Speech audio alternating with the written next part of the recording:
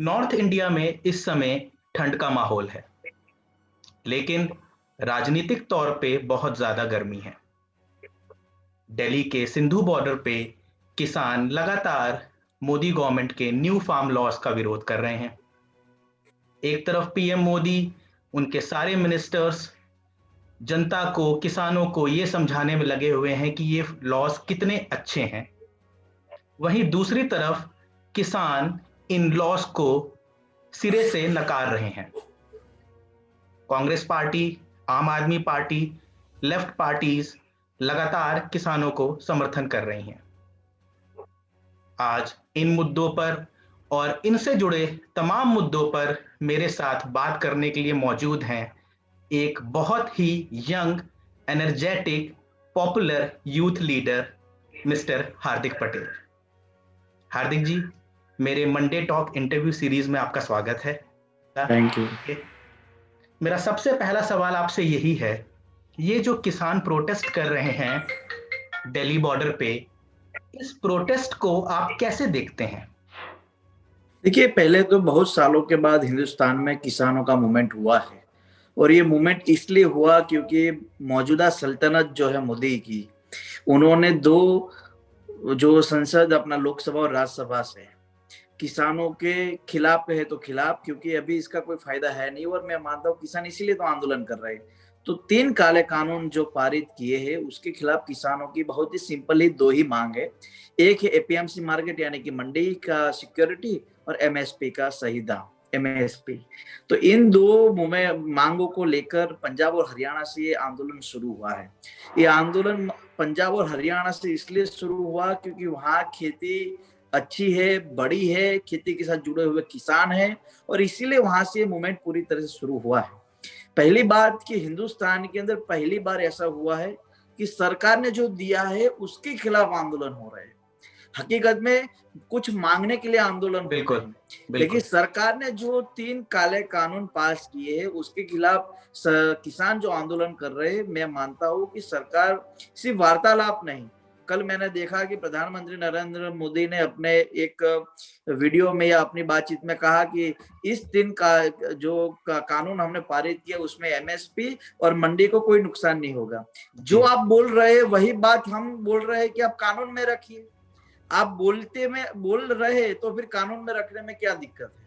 तो किसानों की भी वही मांग है कि हम ये जो कानून है उस कानून में यही 2 मांग कर रहे हैं कि आप एमएसपी की जो बात है वो सुरक्षा के साथ कानून में रखिए और साथ ही साथ एपीएमसी जो मंडी है उसको किसी भी प्रकार का नुकसान नहीं होगा, ये भी बात आप कानून में रखिए। लेकिन कहीं ना कहीं सरकार और उनके मंत्री इस बात को लेकर सीरियस नहीं है। मुझे बहुत दुख की बात है, एक तरफ प्रधानमंत्री कहे थे कि एमएसपी और एपीएमसी पर आपको कोई दिक्कत नहीं और दूसरी तरफ इसी किसानों को, इसी आंदोलन को खालिस्तानी, पाकिस्तानी और आतंकवाद के साथ जोड़ रहे हैं। तो ये बात बहुत ही स्पष्ट है और हम गुजरात से, हमें मालूम है नरेंद्र मोदी किसी भी आंदोलन में रुचि नहीं रखते। वो उनका टारगेट यही रहता है कि कोई भी आंदोलन हो उसमें 2 ग्रुप बना दीजिए, उसको बदनाम कर दीजिए, वो आंदोलन किसी और मूवमेंट पर चल रहा है, उस प्रकार का उन लोगों का प्लान रहता है। लेकिन मैं मानता हूं कि सरकार को किसानों की मांगों पर ध्यान देना चाहिए, किसानों की मांग को समझना चाहिए। और हमारे देश में पहली बार ऐसा हुआ है कि दाल मांगने वाला जवान भी देशद्रोही हो गया, दाल बनाने वाला किसान भी देशद्रोही होगा, जो उनका दलाल होगा वही देशभक्त हो गया। तो ये दुख की बात है कि जवान जब दाल मांगते हैं तो उसको देशद्रोही बोल देते हैं, जो दाल बनाता है जो किसान उसको भी आप देशद्रोही बोल रहे हैं, जो दलाल है उसी को आप देशभक्त बोल रहे हैं। तो ये बहुत ही दुख की बात है। और पता नहीं सीएए का आंदोलन करे तो हम गुमराह करते हैं, नोटबंदी के खिलाफ आंदोलन करे तो हम गुमराह करते हैं, किसानों का आंदोलन होता है तो गुमराह होता है, शिक्षा और बेरोजगारी का आंदोलन होता है उसको भी आप गुमराह कहते हैं। तो आप जो करें वही सही। जनता सल्तनत आपकी सरकार के खिलाफ बोल रही है, लड़ रही है, मतलब जनता को दुख है, जनता परेशान है, तो वो जनता की बात को समझना चाहिए। मेरा दूसरा सवाल आपसे है कि अभी आपने हाल फिलहाल में शायद देखा होगा, मैंने दिल्ली के प्रदेश बीजेपी के जो अध्यक्ष हैं उनका मैंने इंटरव्यू लिया। मैंने उनसे ये बात पूछी, हालांकि वो तो पावर में है, आप अपोजिशन में, मैं आपसे भी ये बात पूछना चाहता हूँ कि एक तरफ सरकार कहती है कि कानून बहुत अच्छा है, इससे किसानों की झोली भर जाएगी, किसान खुश हो जाएंगे। दूसरी तरफ किसान विद्रोह कर रहे हैं और सरकार उन्हें समझा भी नहीं पा रही है। तो मुझे समझ नहीं आ रहा कि कंफ्यूजन कहाँ है। अगर कानून इतना अच्छा है तो किसान विरोध करेंगे ही नहीं। अगर किसान विरोध कर रहे हैं तो कुछ ना कुछ कानून में प्रॉब्लम है या कम्युनिकेशन अच्छा नहीं हो पा रहा है। तो कहाँ प्रॉब्लम आ रही है? देखिए, देश के अंदर जब भी कोई हम बिल पारित करते हैं, पहले ये हर वक्त रहा है कि विपक्ष के साथ चर्चा विचारणा करके उस बिल को पारित किया जाता है। बिल्कुल। मौजूदा सल्तनत में जो भी बिल पारित हो रहे हैं अपनी मर्जी से पारित होते हैं। उसका उदाहरण आप देखिए कि बंगाल के अंदर वो लोग रैली कर रहे हैं जहां कोरोना उनको बीच में नहीं आ रहा, लेकिन दिल्ली में सत्र बुलाने के लिए कोरोना का मामला बीच में आ जाता है। मैं एक बात इसलिए ये बोल रहा हूं कि इस देश के अंदर आपने जब नोटबंदी की तो आपने कहा था कि देश के अंदर काला कानून, काला धन खत्म हो जाएगा, काला धन वापिस आ जाएगा, लोगों को जो पैसा, जो अमीर और जो लोग दबा के बैठे वो पैसा वापिस आ जाएगा, आतंकवाद खत्म होगा। कुछ नहीं हुआ। नोटबंदी के वो फायदे गिना रहे थे, एक भी फायदा देश को नहीं हो रहा है। उसके बाद उन्होंने जीएसटी का फायदा गिनाया कि छोटे व्यापारी का व्यापार अच्छा होगा, देश की जीडीपी बढ़ेगी, देश का ग्रोथ रेट बढ़ेगा, ऐसी ऐसी बात की, लेकिन जीएसटी का देश को कोई फायदा नहीं। 370 जब कश्मीर से उन्होंने हटाया तो वहां ये बात थी कि अब कश्मीर में आतंकवादी हमले नहीं होंगे, हमारे वीर जवान शहीद नहीं होंगे, लेकिन आज कश्मीर की क्या परिस्थिति हम सब जानते। तो ये लोग कोई एक्शन लेते तो उसके फायदे तुरंत गिना देते हैं। तो उसी प्रकार ये किसान बिल में है, वो बोल रहे कि ये होगा, लेकिन पहले 3-4 काम आपने जो किए उससे एक फायदा इस हिंदुस्तान को नहीं हुआ। और किसान बिल की जहां तक बात है, किसान बिल आपने जो लागू किया उससे अच्छा होता स्वामीनाथन रिपोर्ट लागू करते आप। जो स्वामीनाथन रिपोर्ट को लेकर विभिन्न प्रदेशों में आंदोलन हो चुके हैं। किसानों की मांग है कि स्वामीनाथन रिपोर्ट की जो 250-300 पन्ने की जो रिपोर्ट है, अगर उसको लागू किया जाए, किसान आयोग बनाया जाए, एमएसपी पर किसानों की फसल ली जाए, मंडी जो एक्ट है उसको और मजबूत किया जाए, किसानों को विभिन्न प्रकार के जीएसटी से दूर रखा जाए, तो मैं मानता हूं कि किसानों को आंदोलन नहीं करना पड़ता। जहां तक बीजेपी की बात है, तो बीजेपी इस हिंदुस्तान में लोगों को गुमराह करने के अलावा कोई काम नहीं किया। जब हमारे नौजवान जेएनयू को लेकर आंदोलन कर रहे थे, जामिया के स्टूडेंट आंदोलन कर रहे थे, गुजरात और विभिन्न प्रदेशों में जब स्टूडेंट आंदोलन कर रहे थे, तब यही सरकार उनको टुकड़े टुकड़े ज्ञान कहती थी। आज किसान आंदोलन कर रहा है तो उनको भी टुकड़े टुकड़े ज्ञान कहती है। मैं ये समझना चाहता हूँ, इन सरकार से यही पूछना चाहता हूँ कि आपके खिलाफ बोलने वाले, लड़ने वाले, आंदोलन करने वाले हर कोई टुकड़े टुकड़े ज्ञान है क्या? तो उसका मतलब है कि हम सरकार के खिलाफ बोले या नहीं, आपकी हर एक चीज को हम सहन करते जाए।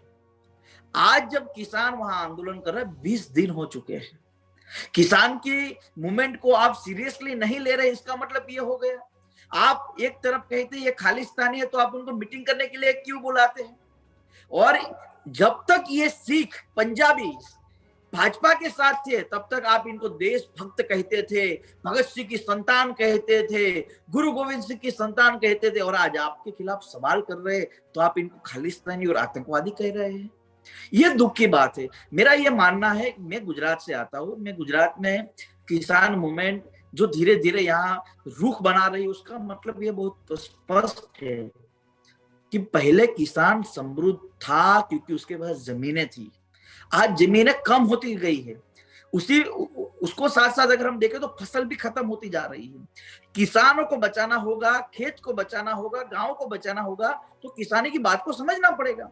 मैं कांग्रेस के कार्यकारी अध्यक्ष के नाते एक जरूर कहूंगा कि हम लोग उद्योग या उद्योगपति के खिलाफ नहीं है, लेकिन उद्योग और उद्योगपतियों को मजबूत करने के लिए हम किसान और मजदूर को भी बर्बाद तो नहीं कर सकते ना। हम मानते हैं कि उद्योग और उद्योगपतियों से देश मजबूत हो सकता है, तरक्की हो सकती है, लेकिन मजदूर और किसान को खत्म करके भी देश की तरक्की तो नहीं हो सकती ना।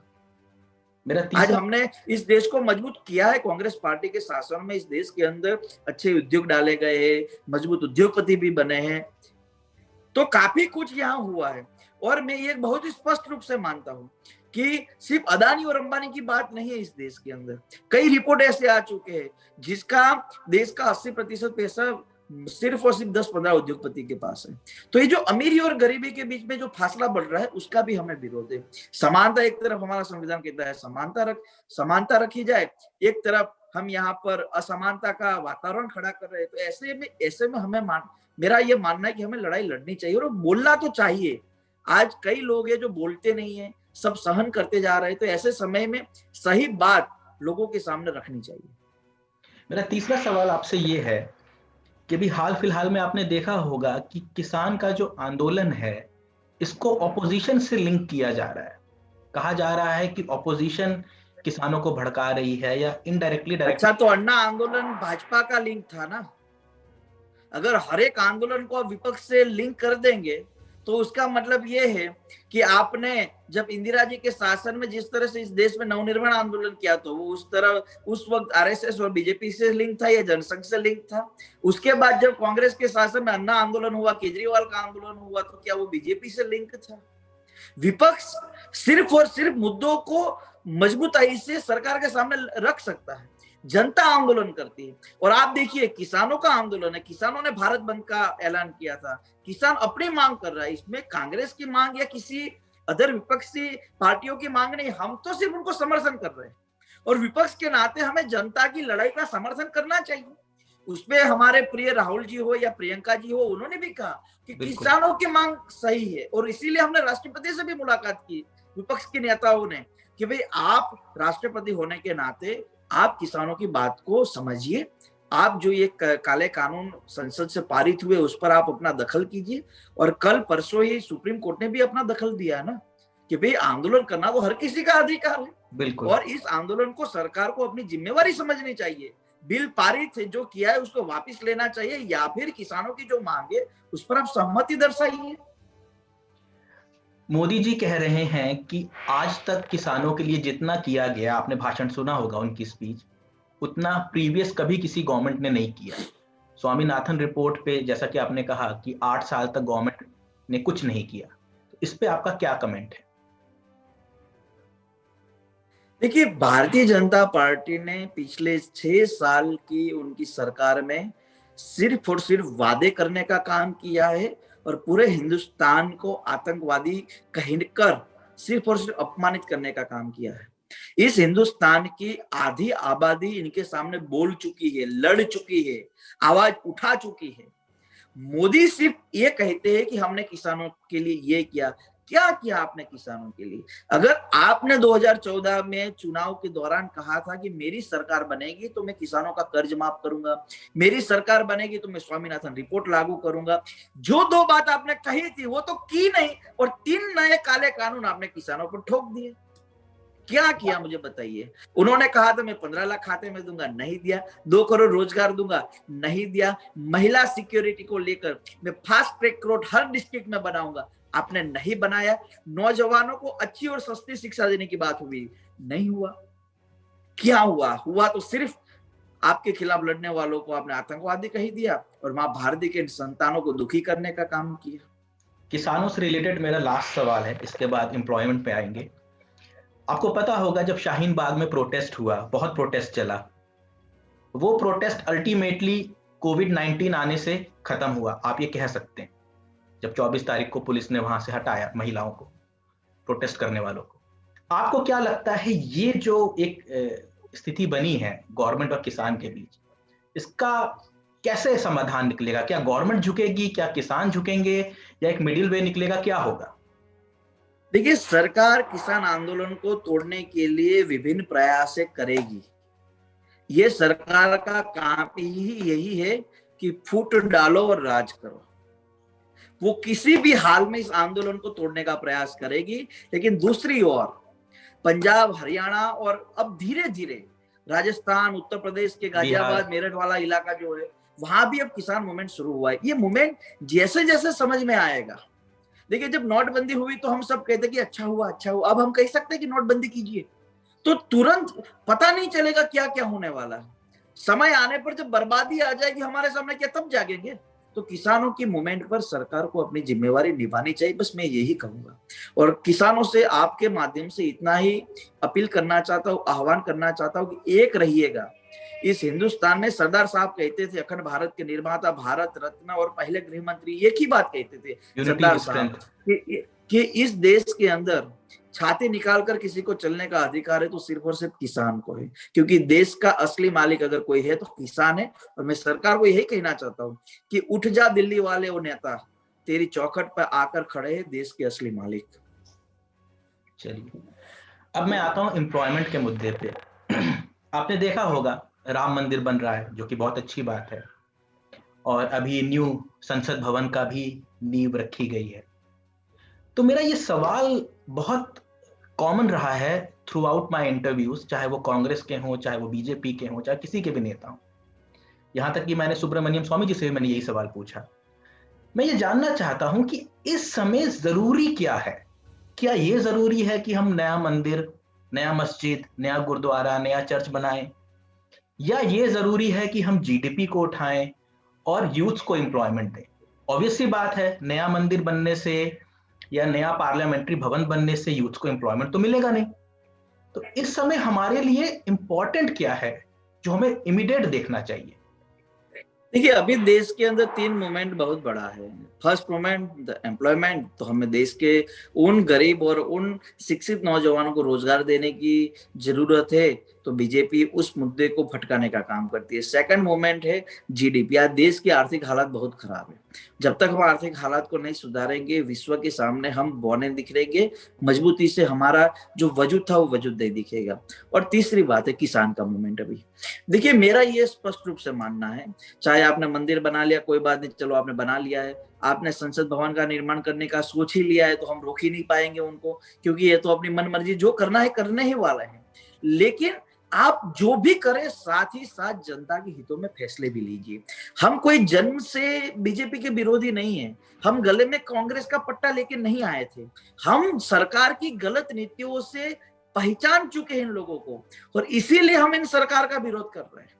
हम मोदी को अच्छी तरह से जानते हैं, पिछले 25 साल से वो बीजेपी गुजरात में क्या क्या उन्होंने सिर्फ और सिर्फ गुमराह किया, और पिछले 6 सालों से उन्होंने धर्म के नाम की एक गजब की राजनीति की। आज हिंदू मुसलमान के नाम पर लड़ाया जा रहा है, आज गांवों के अंदर जातियों को लड़ाया जा रहा है। मुझे दुख के साथ आपको कहना पड़ेगा, सरपंच के चुनाव में भी ये भाजपा कांग्रेस लाकर खड़ा कर दिया। 2 सगे भाई सरपंच के चुनाव में लड़ाई लड़ने के लिए उतर आते हैं।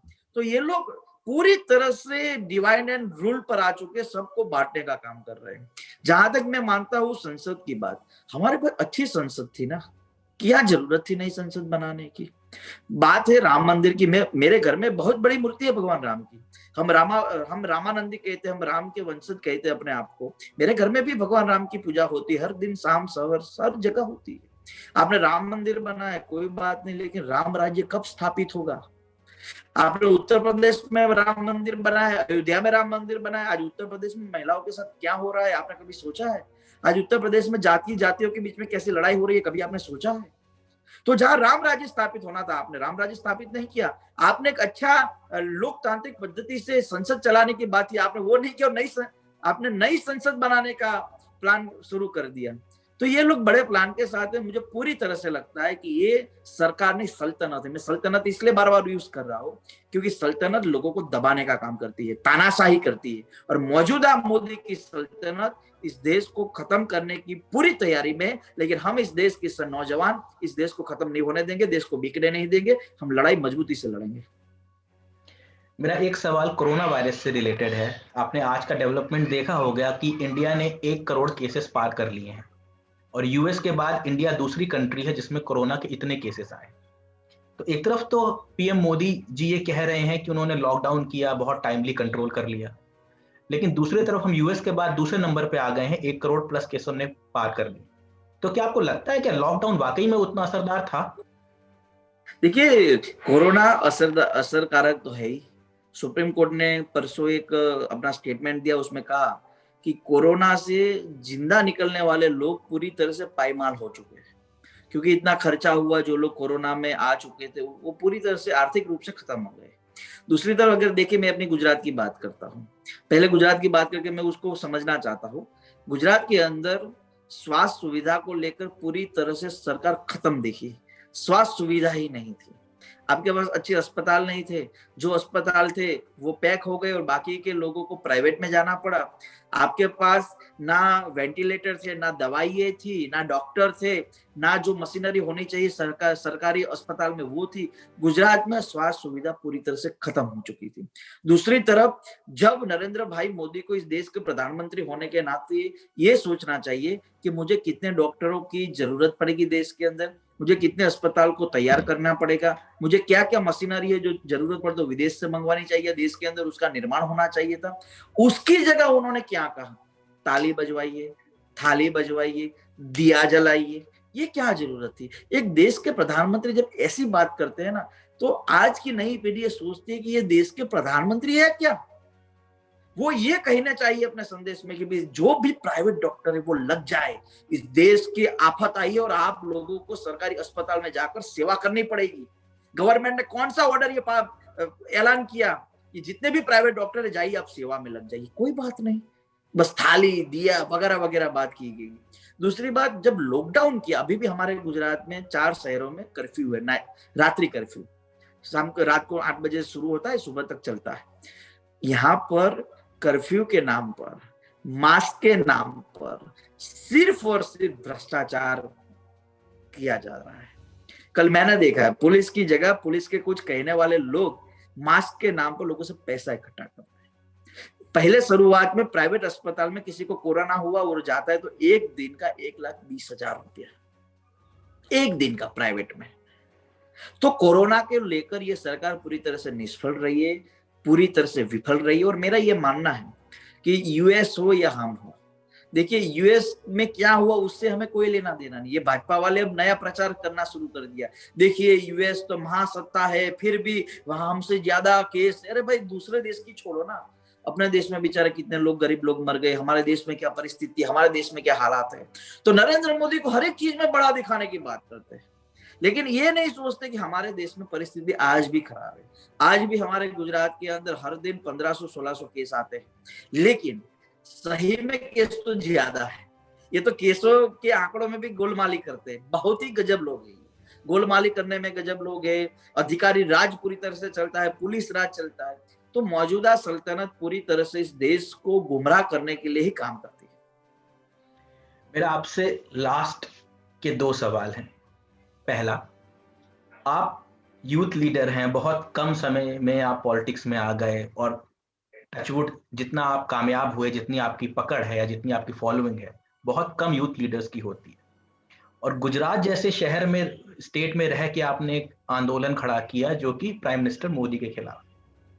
तो मैं ये जानना चाहता हूं कि पिछले इतने साल से हमारे माननीय प्रधानमंत्री जी मोदी जी इंडिया के पीएम हैं, आप इनका पूरा टेन्योर कैसे देखते हैं? देखिए, नरेंद्र भाई जब यहाँ गुजरात के मुख्यमंत्री बने तब से लेकर आज तक का मैं उनका 2 ही चीज समझता हूँ। एक है झूठ बोलना, बार बार बोलना और जोर से बोलना, उसको किसी भी हालत में सच बना देना, ये उनकी फॉर्मूला रही है। दूसरी, प्रचार प्रसार, जितना भी पैसा हो, पैसा पानी की तरह उसको बहाया जाएगा और आपके पास जो 10 रुपए की चीज है उसको 1 लाख रुपए में हाईलाइट करके दिखाया जाएगा। गुजरात के अंदर यही हुआ, आपको मॉडल गुजरात दिखाया गया, गुजरात मॉडल जो पूरा अलग था हिंदुस्तान के सामने। हकीकत क्या है, यहाँ पर 4, 5, 6 शहरों को छोड़कर 16,000 गांव है, उसकी हालत क्या है। जहां पर वाइब्रेंट समिट के नाम पर हजारों उद्योगपति आते थे, करोड़ों रुपए यहाँ पर इन्वेस्ट करते थे, लेकिन आज वही इसी स्टेट में 55 लाख से ज्यादा नौजवान बेरोजगार है। जिस स्टेट को अब गुजरात मॉडल हिंदुस्तान को दिखा रहे, उसी स्टेट के अंदर आप सरकारी स्कूल और कॉलेज बंद कर रहे हो और प्राइवेट खुलवा रहे हैं। आप उसी स्टेट के अंदर मतलब पानी के दाम पर आपने उद्योगपतियों को जमीन दे दी, लेकिन एक भी जमीन पर अभी तक इन्वेस्ट हुआ है वो उद्योग नहीं बना। तो सिर्फ और सिर्फ दिखावा किया गया, लोगों को गुमराह किया गया, लोगों को डराया गया। आज भी मैं कहता हूं, अगर यहाँ पर लोकतांत्रिक पद्धति से विरोध करने का किसी को अधिकार मिलता तो दिल्ली बॉर्डर पर जितना बड़ा आंदोलन, उतना ही बड़ा आंदोलन गुजरात में हो जाता। आज मुझ पर 32 केस लगा है, मेरा गुनाह किया, मैंने बस इतना ही कहा कि शिक्षा और रोजगार में गरीब और गरीब व्यक्ति या मध्यम वर्ग से मध्यम वर्गीय व्यक्ति को आप हक दीजिए। मुझ पर 32 मुकदमे लगा दिए, 2 राजद्रोह के मुकदमे लगा दिए, आज भी कोर्ट के मैं धक्के खाता हूँ। तो यहाँ पर पूरी तरह से तानाशाही है, पुलिस राज है। मैंने कहा कि आप कुछ भी करोगे आपके घर पुलिस आ जाएगी, उठा के ले जाएगी। तो नरेंद्र मोदी का यही रहा है कि जितना लोगों को डराया जाए उतना डराइए, जितना लोगों को धमकाया जाए उतना धमकाइए, और जितनी सत्ता चले उतनी चलाइए। लेकिन देखिए, मैं कई लोगों को कहता हूँ कि मुगल शासन था, तो मुगल शासन हो या अंग्रेज शासन हो, उस शासन के अंदर आज हमारे पास ताजमहल है, हमारे पास चार मीनारा है, हमारे पास लाल किला, उसको बनाने में भी 40-50 साल लग गए थे, लेकिन आज उसकी एक भी संतान हिंदुस्तान में नहीं दिखाई देती। तो सत्ता तो आती रही थी, जाती रही थी। हमने जनता के लिए क्या किया, जनता के लिए क्या करना है, उस पर सोचिए। जनता तो अपने आप लोगों को याद करेगी। हम मान लीजिए अटल बिहारी वाजपेयी, नो डाउट वो भारतीय जनता पार्टी का प्रधानमंत्री रहे, लेकिन उनकी कोई काफी अच्छी चीजों का हम लोगों के बीच में उदाहरण देते हैं। बिल्कुल। अटल बिहारी वाजपेयी थे, वो भी जवाहरलाल नेहरू का सम्मान करते थे, इंदिरा जी का सम्मान करते थे, राजीव जी का सम्मान करते थे। आज क्या है उसका एक उदाहरण तो मान लीजिए, गुजरात के अंदर अहमद भाई का देहांत हुआ, तो अहमद भाई का देहांत सिर्फ एक उनका एक ट्वीट दे देना, ये मोदी जी की तरफ से, गुजरात की तरफ से, लेकिन इतने साल तक उन्होंने गुजरात की ओर से प्रतिनिधित्व किया राज्यसभा लोकसभा में। उनके देहांत के बाद मौजूदा सरकार को उनके लिए मान सम्मान तो होना चाहिए ना। एक दिन का मान लीजिए अब शोक निकालिए, कुछ भी कीजिए, लेकिन वो भी नहीं कर पाए। तो ये पूरी तरह क्रूरता से शासन कर रहे हैं। उनको यही लग रहा है कि अब हम ही राज करने वाले सालों साल, और कोई राज करने आने वाला नहीं है। मेरा आपसे लास्ट सवाल है हार्दिक जी, अभी आपने रिसेंटली देखा होगा कि कांग्रेस में एक चल रहा है नया प्रेसिडेंट चुनने का, और कहीं मैं शायद पढ़ रहा था, correct me if I am wrong, कि सुरजेवाला जी ने ये बोला कि 90 या 99% नेता भी चाहते हैं कि राहुल गांधी प्रेसिडेंट बने। तो मैं जानना चाहता हूं कि एज अ यूथ लीडर आप क्या चाहते हैं, कौन कांग्रेस का प्रेसिडेंट बने? देखिए, हम तो बहुत ही स्पष्ट रूप से मानते हैं, क्योंकि जो आदमी सबको साथ लेकर चल सके, जो लोग प्रेम में विश्वास रख सके, जो लोग जो भाईचारे में विश्वास रख सके। मुझे मालूम है, मैं लगभग आज से 3 साल पहले राहुल जी को मिला था, तब मैंने ये कहा कि भारतीय जनता पार्टी वालों ने मुझे बहुत परेशान किया, मैं इनके सामने लड़ना चाहता हूँ, मैं इनसे बदला लेना चाहता हूँ। उन्होंने मुझे बहुत ही अच्छी सी बात कही, इंदिरा जी की बात करते शुरू किया उन्होंने, 1 घंटा लिया, और उन्होंने कहा कि देखो हार्दिक, बदला लेने से राजनीति में किसी का अच्छा नहीं होता, बदलाव लाना पड़ेगा। हमने इंदिरा जी की हत्या करने वाले को हम लोगों ने माफ किया है, राजीव जी की हत्या करने वाले लोगों को हमने माफ किया है। बदले की राजनीति, तब से मुझे राहुल जी के प्रति प्रेम और मान है। और मैं चाहता हूं कि जो व्यक्ति राजनीति को बदल सकता है, जो व्यक्ति बदले की भावना से नहीं बल्कि बदलाव की भावना से काम करेगा, तो ऐसे व्यक्ति को हम लोग सपोर्ट करते हैं और उसको हमारा नेता मानते हैं। क्योंकि मैं नहीं चाहता कि मेरे हिंदुस्तान की राजनीति गंदी बन जाए, कि इन्होंने मुझे परेशान किया तो मैं जब सत्ता में आऊंगा तो मैं भी उनको परेशान करूंगा, फिर उनके वो सत्ता में आए तो वो मेरे बेटे को परेशान करेंगे। नहीं, ये राजनीति नहीं हो सकती हमारे हिंदुस्तान की। ये हिंदुस्तान का इतिहास स्वामी विवेकानंद से लेकर महात्मा गांधी, सरदार पटेल, नेहरू तक का इतिहास। तो यहाँ पर बदले की भावना से नहीं, बदलाव की भावना से काम होना चाहिए, और इसीलिए हम भी चाहते हैं कि राहुल जी को प्रेसिडेंट बनना चाहिए। 2019 के चुनाव के बाद जब उन्होंने इस्तीफा दिया तो उनकी एक नैतिक जिम्मेवारी थी कि चलो मैं इस्तीफा देता हूं, मैं प्रेसिडेंट था। लेकिन आज जरूरत है पार्टी को, अब जो भी वाद है, विवाद है, उसको भूलकर कांग्रेस के कार्यकर्ताओं को, कांग्रेस के नेताओं को एक होना पड़ेगा। ये लड़ाई अंग्रेजों के शासन में जिस तरह से हमने अंग्रेजों के खिलाफ लड़ी, बस उसी प्रकार तब लड़े थे गोरे से, अब लड़ेंगे चोरों से। हमें भारतीय जनता पार्टी की इस सल्तनत के सामने लड़ना होगा, तो एकजुट होना पड़ेगा। हमारा इतिहास हमें एक बार देखना पड़ेगा, पूज्य महात्मा गांधी से लेकर पंडित नेहरू से लेकर सरदार पटेल तक का जो इतिहास है हमारा, उस इतिहास को दोहराना होगा। तो रोड पर आकर आक्रामक बनना पड़ेगा, ऑफिस में नहीं, आक्रामक बनना पड़ेगा। रोड पर आते, जनता के बीच में जाते, और मुझे भरोसा है कि हम लोग यहाँ 2022 में सरकार बनाएंगे। हम गांव-गांव जाएंगे, लोगों के बीच में जाएंगे, और यहाँ सरकार बनाकर 2024 में कांग्रेस का शासन बनेगा, कांग्रेस सरकार में आएगी, और सरकार में आते ही इस देश के सही और विभिन्न हिस्सों में जो भी परेशानी, उस पर हम काम करेंगे। बहुत अच्छा लगा आपसे बात करके। मैं आपको बहुत समय से फॉलो कर रहा हूँ, आप जानते हैं मैं एबीपी से आपके साथ हूँ, और मैंने पीसेस भी लिखे हैं आपके ऊपर। आपको जब मैं देखता हूँ एज अ यूथ लीडर, तो मैं खुद भी थोड़ा जवान हूं, तो मुझे अच्छा लगता है जब ऐसे लोग या जिग्नेश मेवानी जैसे लोग या और भी पॉलिटिकल पार्टीज के जब यूथ लीडर्स पॉलिटिक्स में आते हैं और चेंज लाना चाहते हैं। इतना बिजी शेड्यूल होने के बावजूद आपने मेरे लिए टाइम निकाला, इसके लिए बहुत बहुत शुक्रिया। Thank you.